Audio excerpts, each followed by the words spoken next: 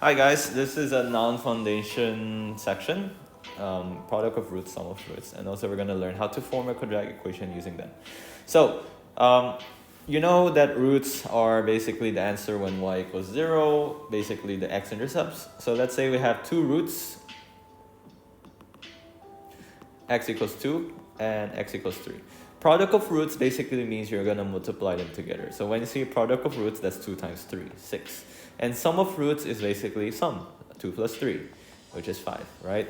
Now there is a way to get this without even finding the roots and just looking at A, B, C. The equations are over here. So sum of roots, alpha and beta are basically notations to represent the distinct roots. So we don't use x here because if we use x, it will be x plus x, right? Or yeah, you might have said x1, x2 would have been better, sure. But they went for alpha and beta. So alpha is one number of the root and beta is the other number. Now, you can get the sum of roots using a shortcut method of negative b over a from a quadratic. And then product of roots will be c over a. Now, this can be useful if you don't have numbers on your quadratic. So there are some questions in the multiple choice paper 2 where they will force you to use sum of roots and product of roots. Now, sum of roots, now over here is okay because you can use your calculator to get the roots as long as the numbers are given to you. But you can see from this question here, if you try to solve it, it gives you a really long decimal, right? So probably there are square roots over here. But when you do sum of roots, alpha plus beta, negative b over a, you would have negative 6 over 1, which is negative 6. So the number looks very simple in the sum of roots, but when you're finding the roots itself, you will have a really long decimal sometimes because there are square roots involved, right? So yeah, maybe this is a way for them to force you to use sum and product of roots. If you copy the number from your calculator exactly, it's not going to be exactly negative 6 actually, because your calculator have a limited space. It doesn't produce the whole decimal. And usually when you have irrational roots, irrational numbers like square root 2, it goes on forever. So there's no accurate value because it goes on forever. So product of roots, c over a, will be negative 12 over 1, which is negative 12. So those are the numbers. All right, so this is easy peasy. You just need to make sure you know which one is A, which one is B, and which one is C before you start using it. You just have to memorize it. Now I'm going to go to the next part where... So for example here, this is one of those questions where they might ask you, when they give an unknown over here in B, you cannot find the x-intercept because, or the roots because there's no number here, right? You gotta use that formula they give you because they gave you the sum of roots number, negative 5. Let's just do this then. So sum of roots is negative b over a, so negative, and then b here has the extra negative on the top, p plus 1 over a, 3, equals negative 5. Now, I will combine these two, so I get rid of the negative. I would have p plus 1, I move the 3 to the left, negative 5 times 3, and then p is equal to negative 15 minus 1, which is negative 16. Okay, that's one way of doing this.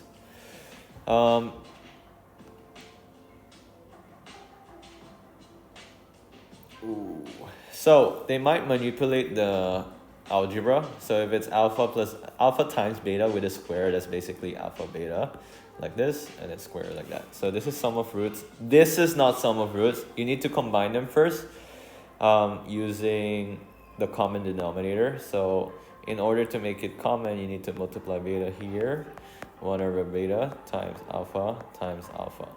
So now they have a common denominator of alpha beta, and you will notice that you have sum of roots on the top. Okay, so one common math competition question is here. So they have a quadratic given to you, and then they say alpha squared plus beta squared. Like, some of you are gonna do this. Alpha plus beta like that and put a square here. But you should know that this is not that one. A lot of you always do this. This is not the right identity. This becomes alpha squared plus 2ab plus beta squared. Okay? The other identity is the minus, but we don't have an identity for plus. So how do we deal with this, right?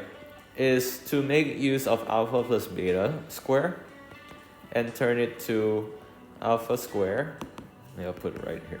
Alpha square plus 2ab. No, I have to write it on the right side. Alpha square plus 2ab plus beta square.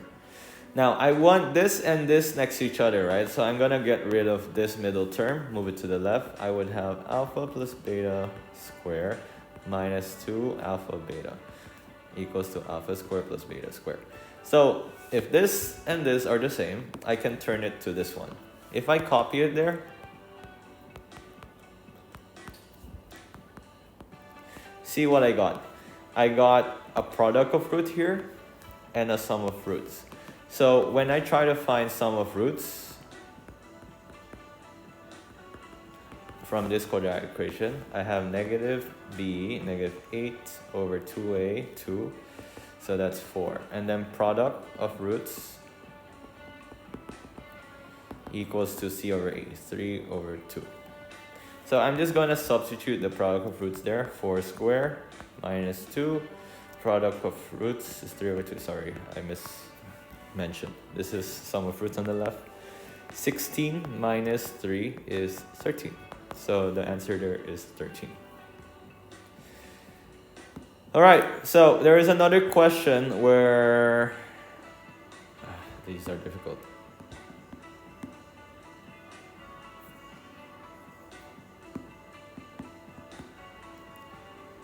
If alpha plus beta right equation. Okay, so for example, there are questions like this. By using the sum and product of roots, form a quadratic equation in x with roots, that one. Oh, so you learn how to make quadratic equation using roots, right? But there's another way of making quadratic equation, which is kind of useless because you already know the first method, is to find the sum of roots. So alpha plus beta is basically negative squared 14 plus squared 14. This becomes 0.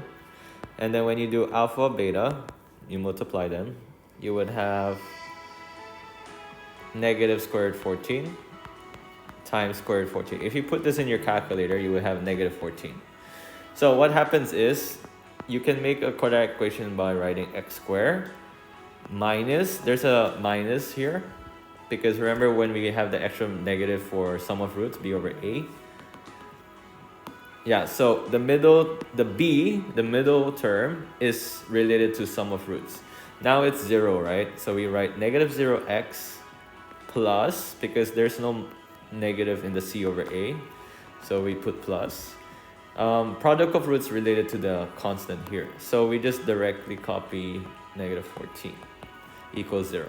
This is the way of doing it. So you can see sum of roots is negative this one over here, and some product of roots is just this one over here. This only works when you don't have a constant. I mean, when the coefficient next to x squared is 1. This works. If you simplify everything, you would have x squared minus 14 equals 0. And it makes sense because if you try to solve this, you would have x equals to plus or minus square root of 14, which is your roots here. Okay, so that's all for this video. Goodbye.